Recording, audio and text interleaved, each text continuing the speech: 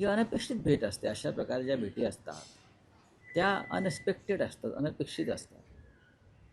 की राज्याचे जरी बेकायदेशीर असले तरी उपमुख्यमंत्री समोर आले.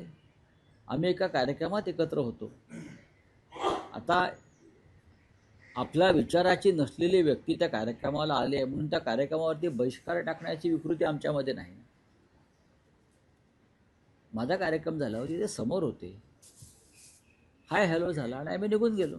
त्यांनी नमस्कार केला, तुम्ही एकेकाळी तुम्ही जिथे आहात ज्या घरी त्यांचं जाणं येणं होतं. एकेकाळी ते आमचे सहकारी होते, जवळचे मित्रही होते. हे सत्य आहे ना, हे सत्य आहे. आता त्यांनी पलायन केलं तर आम्ही काय करणार? आम्ही आहोत तिथेच आहोत.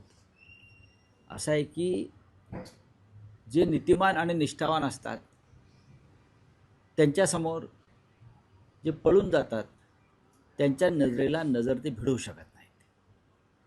हे मी शिंद्यांच्या बाबतीत म्हणत नाहीत, हे सगळ्यांच्याच बाबतीत असेल. आता अजित पवार शरद पवार एकत्र आहेत, पण सुरुवातीच्या काळात अजित पवार सुद्धा शरद पवारांच्या डोळ्याला डोळा भिडवत नव्हते. हे आपण चित्र पाहिलं असेल. पण हे सर्वत्र आहे. बरं, अवघ्या काही सेकंदासाठी हा प्रसंग घडला त्यावेळेस शिंदेच्या जेव्हा तुम्ही समोर आला, काय एकूण तिथे चित्र होतं किंवा तुम्हाला काय वाटलं? मला काही नाही वाटलं.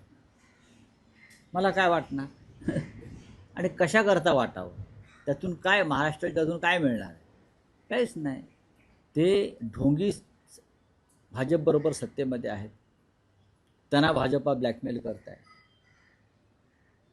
अमित शहा त्यांच्या पक्षाचे नेते आहेत आणि आमच्या दृष्टीनं अमित शहा महाराष्ट्राचे शत्रू आहेत, महाराष्ट्राचे दुश्मन आहे. म्हणून ते दोन ठाकरे बंधू एकत्र येऊन महाराष्ट्राच्या दुश्मनाविरुद्ध लढत आहेत. भाजपमधल्या बंडखोरांची